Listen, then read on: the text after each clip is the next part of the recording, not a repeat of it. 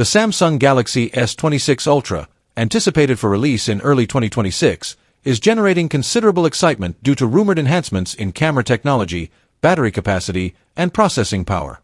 Samsung is expected to reintroduce variable aperture technology in the primary 200-megapixel camera, allowing for improved adaptability across various lighting conditions, which could significantly elevate photo and video quality. Additionally, the telephoto capabilities may receive major upgrades, with new sensors possibly delivering higher optical zoom levels and sharper image detail. In terms of battery life, the Galaxy S26 Ultra might feature a larger 5,500 mAh battery, surpassing its predecessors and aiming to provide longer usage and better energy efficiency.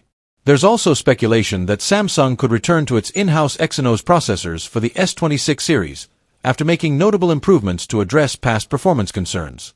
These anticipated features reflect Samsung's commitment to pushing the limits of smartphone innovation and responding to user expectations, positioning the S26 Ultra as one of the most awaited flagships of its time.